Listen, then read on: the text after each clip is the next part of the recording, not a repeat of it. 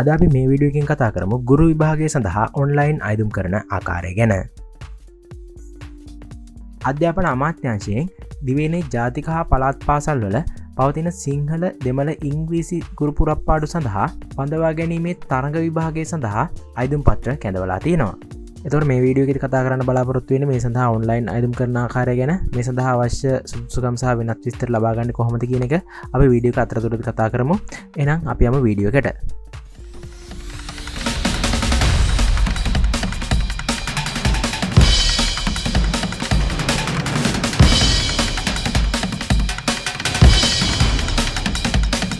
සීනයක් රැකියා අවස්ථාව තවදුරටත් සීනයක් ඕනට දිනපතා අලුත් වෙන රැකියාව වේගවත් සහ නිවැරදිව අයදුම් පත්‍රය සමග නොමිලේම වූ එක.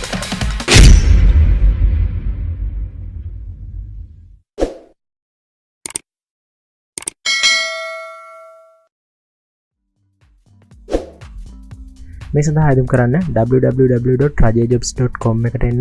මේ සඳහා ඔයාලට Google එකේ Rajaye jobs කියලා සර්ච් කරගන්නත් පුළුවන්. ඒකේ තියෙන පළවෙනි රිසල්ට් එක ක්ලික් කරන්න. එතකොට මේ වගේ වෙබ්සයිට් එකකට එනවා. මේකට ආවට පස්සේ මේකේ තියෙනවා ගුරු විභාගය සඳහා මාර්ගගත ක්‍රමයට අයදුම් කිරීම කියලා පෝස්ට් එකක්. අන්න ඒක ක්ලික් කරගන්න. ඊට පස්සේ ඔයා මේ වගේ විස්තර තියෙන page එකකට එනවා. මේකේ ඉහළින්ම තියෙනවා teaching exams online application 2023 කියලා. 2023 පෙබරවාරි 11 උදේ 9 වෙදි තමයි මේකේ අයදුම් පත්‍ර බාර ගැනීම අවසන් වෙන්නේ. මේ දිනේ වෙනස් වෙන්න පුළුවන්. ඒ නිසා මේ වීඩියෝ එක දකින්න මේ දිනේට පස්සේ නම් අනිවාර්යෙන් කමෙන්ට් එකක් දාලා අහන්න මේ දිනේ දීර්ඝ වුණාද නැද්ද කියන එක ගැන. මේ full details කියන බටන් එක ක්ලික් කරලා මේ සඳහා අවශ්‍ය සුදුසුකම් සහ වෙනත් තොරතුරු දැනගැනීමේ හැකියාව තියෙනවා. හරි ඊළඟට ගයිඩ් එකේ තියෙන්නේ ඔන්ලයින් පුරවන ආකාරය ගැන විස්තර තමයි ඒකේ තියෙන්නේ. ඔන්ලයින් apply කරන්න බලාපොරොත්තු වෙනවා නම් අනිවාර්යයෙන් මේ විස්තර ටික කියවන්න. එතකොට ඔයාලට ඇති වෙන ගැටලු ගොඩක් දේවල් මග හරවා ගැනීමේ හැකියාව තියෙනවා. apply now කියන බටන් එක ක්ලික් කරලා තමයි මේ සඳහා ආයුධම් පත්‍රය යොමු කරන්නේ. පහළින්ම තියෙන WhatsApp කියන බටන් එක ප්‍රෙස් කරලා අපේ WhatsApp group එකටත් join වෙන්න කියලා ආරාධනා කරනවා. එහෙනම් මම දැන් මෙතනදී apply now කියන බටන් එක ප්‍රෙස් කරගන්නවා. හරි මේක ඉහළින්ම තියෙනවා online application calling systems කියලා. හරි ඊට පහළින් බටන් එකක් තියෙනවා apply for exams කියලා. අන්න ඒ බටන් එක ක්ලික් කරගන්න. ඒ බටන් එක ක්ලික් කරගත්තට පස්සේ මේ වගේ page එකකට එනවා. මේ page එකේ පහළින් වාගේ exam එක ගැන විස්තර දාලා තියෙනවා. දැනට නම් මේකේ තියෙන එක exam එකයි. මේ exam එක විතරයි තියෙන්නේ. නමුත් ඔයා apply කරද්දී තව exam add වෙලා තියෙන්න පුළුවන්. ඒ නිසා මේ නම හරියටම බලලා මේ නම ඉස්සරහින් තියෙන apply කියන බටන් එක press කරගන්න. හරි මෙතනදී login වෙන්න තියෙන්නේ. මුලින්ම ජාතික අංගනුපත් අංකය, ඔයාගේ ජංගම දුරකථන අංකය සහ email address එක ඇතුළත් කරලා I agree කියන ටික එක දාලා I am not Robert කියන ටික එක දාලා next කියන බටන් එක press කරගන්න. email එකටයි mobile එකටයි OTP code එකක් එනවා. ඒක type කරලා okay කරන්න තියෙන ඊළඟට නිවැරදි OTP එක add කරගත්තට පස්සේ ඔයාලට application එක පුරවන්න අවස්ථාව ලැබෙනවා. හරි මේක ඉහළින්ම දක්වලා තියෙනවා දිවයිනේ ජාතික සහ පළාත් පාසල්වල සිංහල දෙමළ සහ ඉංග්‍රීසි මාධ්‍ය ගුරු පුරප්පාඩු සඳහා රාජ්‍ය සේවයේ උපාධිධාරීන් බඳවා ගැනීමේ තරඟ විභාගය 2023 කියලා. හරි මේකෙදි මුලින්ම අහලා තියෙනවා විභාගය සඳහා පෙනී සිටීමට අවශ්‍ය භාෂා මාධ්‍ය. මම මේකෙදි සිංහල කියන එක සිලෙක්ට් කරගන්නවා. ඊළඟට විභාගය සඳහා පෙනී සිටීමට අවශ්‍ය දිස්ත්‍රික්කය ඇතුළත් කරගන්න තියෙනවා. ඒක මම මෙතනදී කැන්ඩි කියලා ඇතුළත් කරගන්නවා. හරි ඊළඟට තවත් විභාග මධ්‍යස්ථානයක් පහලින් ඇතුළත් කරගන්න තියෙනවා. මම මේකට කෑගල්ල කියලා ඇතුළත් කරගන්නවා. හරි ඊළඟට ඔයාලට අවශ්‍ය පාසල් වර්ගය ඇතුළත් කරන්න තියෙනවා. නැෂනල් ස්කූල් එකක්ද ප්‍රොවින්ෂල් ස්කූල් එකක්ද කියලා. නැත්නම් මේ දෙකම ඇතුළත් කරගැනීමේ හැකියාවත් ඔයාලට මෙතනදී ලබා දීලා තියෙනවා. හරි ඊළඟට මෙතනදී ඇතුළත් කරන්න තියෙන්නේ ඔයාලට අවශ්‍ය සබ්ජෙක්ට් දෙක බැගින් ඇතුළත් කරන්න පුළුවන් A level සහ O level සඳහා. මෙතනදී මුලින්ම මම physics සහ chemistry කියන සබ්ජෙක්ට් දෙක පිළිවෙලින් ඇතුළත් කරගන්නවා. ඊළඟට O level සබ්ජෙක්ට් දෙකක් ඇතුළත් කරන්න තියෙන්නේ මේකෙදි මම science සහ mathematics ඇතුළත් කරගන්නවා. ඒක ඔයාගේ අවශ්‍යතාවය පරිදි පිළිවෙලින් ඇතුළත් කරගන්න. මෙතනදී full name එක ඇතුළත් කරන්න තියෙනවා. මේක ඇතුළත් කරද්දී capital අක්ෂර වලින් ඇතුළත් කරන්න. හරි ඊළඟට name with initials මුලකුරු සමග නම. එතකොට නම ඇතුළත් කරලා ඊට පස්සේ මුලකුරු ඇතුළත් කරන්න. හරි ඊට පහලින් ඇතුළත් කරන්න තියෙන්නේ දැනට පදිංචි වෙලා ඉන්න ස්ථානයේ ලිපිනය. මේක ලිපිනය ඇතුළත් කරද්දී මෙතනදී පොඩි ගැටලුවක් තියෙනවා. ලිපිනය ඇතුළත් කරද්දී කැපිටල් අක්ෂර වලින් ඇතුළත් කරන්න කියලා තියෙනවා. නමුත් මෙතන උදාහරණයේ සිම්පල් අක්ෂරات එක්ක තියෙන්නේ. මම මෙතනදී කැපිටල් අක්ෂර වලින් ඇතුළත් කරගන්නවා. හරි ඊළඟට ඇතුළත් කරගන්න තියෙන්නේ ස්ථිර පදිංචිය තියෙන දිස්ත්‍රික්කය සහ පළාත. මෙතන drop down එක ක්ලික් කරලා ඒක සිලෙක්ට් කරගන්න.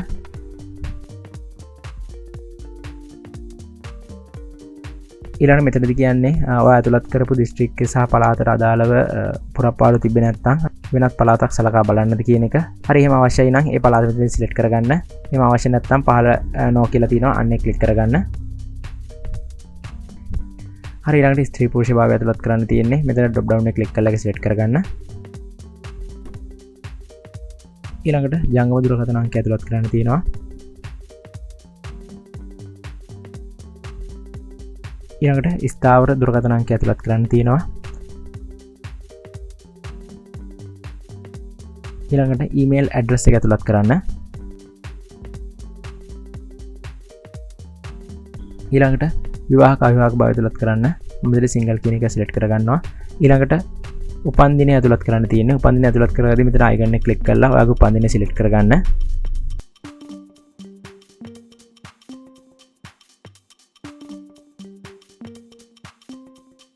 හරි ඊළඟට 2023 2/10 වෙනිදාට ඔයාගේ වයස ඇතුළත් කරගන්න. වයස ඇතුළත් කරද්දී පහළ උදාහරණ තියෙන විදිහට ඇතුළත් කරගන්න ඔයාලා බලා ගන්න.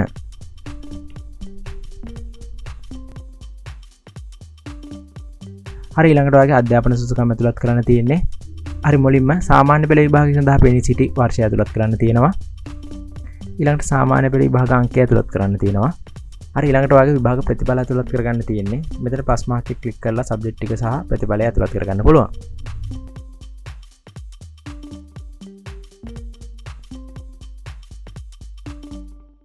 හරි ඊළඟට මෙතන පහළ උසස් පෙළ ප්‍රතිඵලය ඇතුළත් කරගන්න තියෙන්නේ. සාමාන්‍ය පෙළ ප්‍රතිඵලය ඇතුළත් කරගත්ත විදිහටම මුලින්ම අවුරුද්ද ඊළඟට විභාග අංකය සහ ප්‍රතිඵලය ඇතුළත් කරන්න තියෙන්නේ.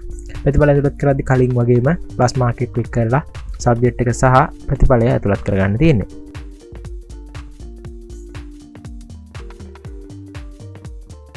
හරි ඊළඟට ඔයාගේ higher education qualifications ටික ඇතුළත් කරන්න තියෙන්නේ. මේකදී ඔයාගේ ඩිග්‍රිය, ඔයාගේ ඩිග්‍රිය ලබාගත් ස්ථානය, ඒ කියන්නේ යුනිවර්සිටි එක සහ effective date එක සහ ඔයාගේ main subject පිළිවෙලින් ඇතුළත් කරගන්න තියෙන්නේ. මේ ටික නිවැරදිව ඇතුළත් කරගන්න. අන්තිමට ඩිග්‍රී කරපු මාධ්‍ය දාන්න තියෙනවා. එකක් දාන්න. ඊට පස්සේ වම් පැත්තේ ඉහළින් save සහ ඊට පහළින් submit this application කියලා බටන් දෙකක් තියෙනවා. ඔයාගේ තොරතුරු නිවැරදිව සම්පූර්ණ කරා නම් submit this application කියන බටන් එක press කරගන්න. හරි ඊළඟට submit this application කියන බටන් එක press කරගත්තාට පස්සේ ඔයා පුරවගත්ත විස්තර ටික ඔයාලා නැවත මේ විදිහට පෙන්නනවා. මේකෙදී ඔයාගේ පුරවපු විස්තර නැවත හරිද කියලා බලන්න මුලින්ම. හරි ඊළඟට පහළටම ආවට පස්සේ මෙතන ටික් එකක් දාන්න තියෙනවා. අන්න ටික් එක දාලා proceed to payment කියන බටන් එක press කරගන්න. හරි මෙතන payment එක කරන window එකට ඇවිල්ලා තියෙන්නේ. මේකෙදී විභාග ගාස්තුව රුපියල් 2700 කියලා දාලා තියෙනවා. ඊළඟට පහළ proceed to payment කියන බටන් එක press කරගන්න. හරි ඊළඟට payment method එක select කරගන්න තියෙන්නේ. මුලින්ම Visa සහ Mastercard, ඊළඟට post office එක සහ BOC payment මගින් ඔයාලට ගෙවීම් කටයුතු සිදු කරගන්න පුළුවන්. මෙතනදී කියන්න තියෙන විශේෂ කාරණේ තමයි මෙතන payment method එක තෝරද්දී මේ payment method එක එකපාරයි තෝරන්න පුළුවන්. එකපාරක් ඔයා payment method එක තේරුවොත් අන්න එකෙන් විතරයි pay කරන්න පුළුවන්. ඒ නිසා හරියටම මෙතන payment method එක ඔයා තෝරගන්න. මම මෙතනදී Visa සහ Mastercard select කරගන්නවා. මොකද ඒක ගොඩක් පහසු නිසා. හරි ඊළඟට ඔයාගේ Visa හරි Mastercard එක හරි විස්තර ඇතුළත් කරගන්න තියෙන්නේ. හරි මේකෙදී ඔයාලට අන්තර්ජාලයේ මුදල් ගෙවීම සඳහා ඇක්ටිව් කරගත්ත කාඩ් එකක් අවශ්‍ය වෙනවා. මුලින්ම කාඩ් එකේ නම්බර් එක ඇතුළත් කරගන්න. ඊළඟට expire year and month එක ඇතුළත් කරගන්න. ඊළඟට කාඩ් හෝල්ඩර් name එක ඇතුළත් කරගන්න. මේක ඔයා හරියටම දන්නේ නැත්නම් කාඩ් එකේ අයිතිකාරයාගේ නාමය කොටස් දෙකක් ඇතුළත් කරගන්න. ඊළඟට security code එක ඇතුළත් කරගන්න. ඒ කාඩ් එකේ පිටිපස්ස තියෙනවා ඉලක්කම් 3ක අංකයක්. ඒක ඇතුළත් කරගන්න. හරි මේකෙදී ඔය කාඩ් එකෙන් 2747ක් අයවීමක් සිදු වෙනවා. ඊළඟට මේ පහළට එන්න. පහළට ආවට පස්සේ pay now කියන බටන් එකක් තියෙනවා. අන්න ඒක ක්ලික් කරගන්න. හරි අපි මේ කතා කරේ මාස්ටර් කාඩ් එකක් හරි වීසා කාඩ් එකකින් හරි කොහොමද ගෙවන්නේ කියලා. එහෙම නැතුව පෝස්ට් ඔෆිස් එක හරහා ගෙවීම සිදු කරනවා නම් ඔයා pay by post office කියන ක්ලික් කරගන්න. හරි pay by post office කියන ක්ලික් කරගෙන ඉස්සරහට ගියාට පස්සේ ඔයාලට reference number එකක් හම්බ වෙනවා. ඒ reference number එක තැපැල් කාර්යාලයකට දීලා ඔයාගේ විභාග ගාස්තු ගෙවීමේ හැකියාව තියෙනවා. pay with BOC කියන option එක ගැන මම කතා කරන්න යන්නේ නැහැ. ඒ විදිහට pay කරන්න අවශ්‍ය කෙනෙක් ඉන්නවනම් මම ඒකේ document එක දාලා තියන්නම්. ඔයාලා ඒක බලලා ඒ විදිහට pay කරන්න. හරි අපි උදාහරණයක් විදිහට ඔයා මේ මුදල post office එක හරහා ගෙවුවා කියලා ගත්තොත් ඔයාලට ලැබෙන reference number එකට අදාළව තමයි ඔයා මේ මුදල ගෙවන්නේ.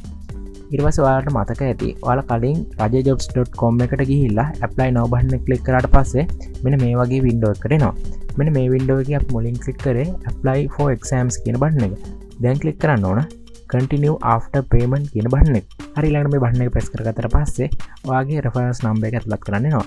ඔයා මෙතනදී ඔයාගේ reference number එක ඇතුළත් කරලා proceed කියන බටන් එක ප්‍රෙස් කරගන්න. හරි මෙතනදී පෙන්නන්නේ ඔයා මුදල් ගෙවපු බවට සහතික කරන invoice එක. මේක ඔයා මුදල් ගෙවපු ගමන් නම් අප්ඩේට් වෙන එකක් නැති වෙයි. පොඩ්ඩක් වෙලා යයි. ඒ නිසා බලන්න මේක අප්ඩේට් වෙයිද කියලා. එහෙමත් බලලා අප්ඩේට් වුනේ නැත්නම් ඔයාගේ නම ජාතික ඇඳුම්පත් අංකය රෙෆරන්ස් නම්බර් එක මුදල් ගෙවපු ලදුපතේ ෆොටෝ එකක් එක්ක ඉහළ දාලා තියෙන ඊමේල් ඇඩ්‍රස් එකට ඊමේල් එකක් දාන්න. හරි ඊළඟට ඔයා මුදල් ගෙවුවා කියන ඉන්වොයිස් එක ඔයාලට පෙන්නනවා. පහළම තියෙන ප්‍රොසීඩ් කියන එකට වම් පැත්තේ තියෙන බටන් එක ප්‍රෙස් කරලා ඔයාලට මේ ඉන්වොයිස් එක print කර ගැනීම හැකියාව තියෙනවා. ඊට පස්සේ මෙතනදී ප්‍රොසීඩ් කියන බටන් එක ප්‍රෙස් කරගන්න. හරි මෙතනදී තියෙන්නේ ඔයාගේ ඇප්ලිකේෂන් එක සබ්මිට් කරගන්න. මේකෙදි වගේ නම සහ ජාතික හැඳුනුම්පත් අංකය පෙන්නනවා. ඊට පහළින් තියෙනවා ටික් දෙකක් දාන්න. අන්න ටික් දෙක දාලා complete and submit කියන බටන් එක ප්‍රෙස් කරගන්න. හරි ඊළඟට වගේ ඇප්ලිකේෂන් එක ඩවුන්ලෝඩ් කරගන්න දාන්න තමයි එන්නේ. හරි මෙතන පහළ තියෙන download my application කියන බටන් එක ප්‍රෙස් කරගෙන ඔයාගේ ඇප්ලිකේෂන් එක ඩවුන්ලෝඩ් කරගැනීමේ හැකියාව තියෙනවා. ඒ වගේම ඔයා ඩවුන්ලෝඩ් කරගත්තට පස්සේ පුරවපු මොනවා වගේ හරි වැරද්දක් තිබ්බොත් ඒවා හදන්න බෑ. ඒ නිසා ඔයා ආයුධම් පත්‍රය ඔන්ලයින් පුරවද්දී නිවැරදිවම පුරව ගන්න වගේ බලා ගන්න. හරි ඒ වගේ මෙතනත් රෙෆරන්ස් නම්බර් එකක් තියෙනවා. ඒ වගේ වැදගත් දේවල් තියද්දී වගේ ස්ක්‍රීන්ෂොට් හරි ගහලා තියාගන්න. මොකද ගැටලුවක් වුණොත් ඒවා ඉදිරිපත් කරන්න පුළුවන් නිසා. මේ වීඩියෝ එකට වැදගත් වුණා නම් ලයික් එකක් දාන්න. ඒ වගේම ප්‍රශ්න තියෙනවා නම් කමෙන්ට් එකක් දාන්න. අනිවාර්යෙන් channel එක subscribe කරන්න, bell icon එක press කරන්න. එහෙනම් අපි අලුත් වීඩියෝ එකකින් ආයෙත් හම්බෙමු. හැමෝටම සුබ දවසක්.